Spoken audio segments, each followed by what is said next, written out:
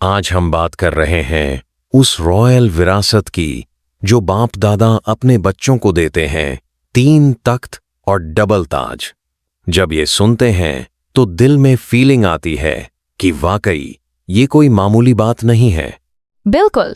सबसे खास बात तो ये है कि ये 3 तख्त स्वराज्य का, दिल तख्त और विश्व राज्य का कोई सिर्फ कल्पना नहीं बल्कि हर दिन की स्मृति का हिस्सा हैं।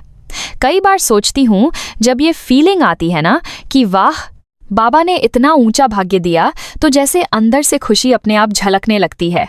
और जब डबल ताज की बात आती है, एक तो पवित्रता की रॉयल्टी का ताज, दूसरा सेवा की जिम्मेदारी का ताज, तो ऐसा लगता है जैसे हम सब सचमुच किसी राजघराने के वारिस हैं। हाँ, और मज़ेदार बात यह है कि बाबा हमेशा कहते हैं ये डबल ताजधारी स्वरूप केवल दिखावे के लिए नहीं बल्कि खुद की चेकिंग और तेज प्रगति के लिए है। वैसे जब ये बात आती है तो मुझे भीतर से खुद को और भी जिम्मेदार महसूस होने लगता है। अब जब विरासत मिल गई तो सवाल आता है कि हमारे भीतर एक राज्य और एक धर्म कायम है। बाबा बार बार पूछते हैं, कहीं माया का भी तो राज्य नहीं चल रहा?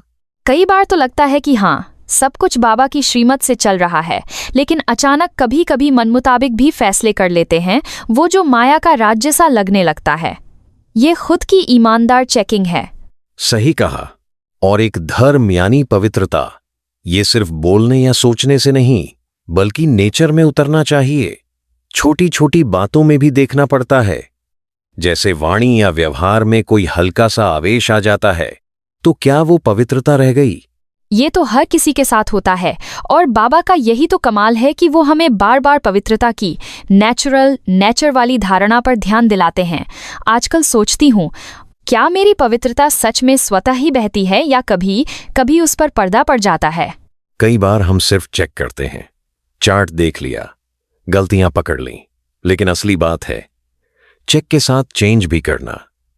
क्या आपको भी कभी लगता है कि चेकिंग के बाद भी पुराने संस्कार पकड़ में आ जाते हैं?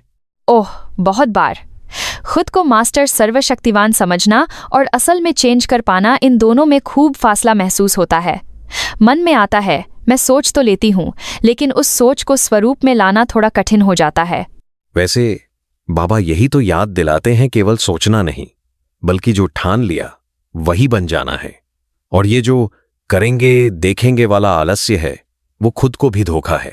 बिल्कुल। और कई बार दूसरों को बदलने की सोच में पड़ जाते हैं, पर असली कमाल है जब हम खुद की वृत्ति को बदलें।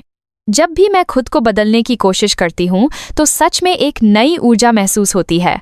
अब जब अपने राज्य की बात आ रही है तो लॉ और ऑर्डर का फील अपने आप आता है। बाबा कहते हैं जैसे वहां सब कुछ ऑर्डर में होता है, वैसे यहां भी श्रीमत का ऑर्डर चले तो माया का कोई ऑर्डर बीच में ना आ जाए। मुझे तो ये लॉ बेफिक्र बादशाह काफी इम्प्रेस करता है। जब दिल में फीलिंग आती है कि सारी प्राप्तियां मिली हैं तो डर, चिंता अपने आप गायब हो जाती है। वैसे ध्यान रखना पड़ता है कि हम मनमत या परमत में न फंस जाएं, वरना सारा सिस्टम गड़बड़ हो जाता है। सच। और जो बाबा की प्राप्तियां हैं वो प्रभु प्रसाद की तरह हैं। अगर उनका महत्व समझें तो ऑर्डर अपने आप बन जाता है। कभी कभी सोचता हूं, छोटी सी अव्यवस्था क्यों आ जाती है मन में, रिश्तों में। क्या कहें, इंसानी आदतें जल्दी नहीं जाती, लेकिन जैसे बाबा कहते हैं, लॉ और ऑर्डर दोनों में संपन्न बनने की आदत डेवलप हो जाए तो जीवन में एक अलग ही रॉयल्टी और शांति आ जाती है। मुझे अभी वो 3 शब्द याद आ रहे हैं जो बाबा ने जोर देकर कहे, अचानक, एवर रेडी और बहुत काल। खासकर जब विघ्न सामने आते हैं तब ये शब्द और ज्यादा मायने रखते हैं।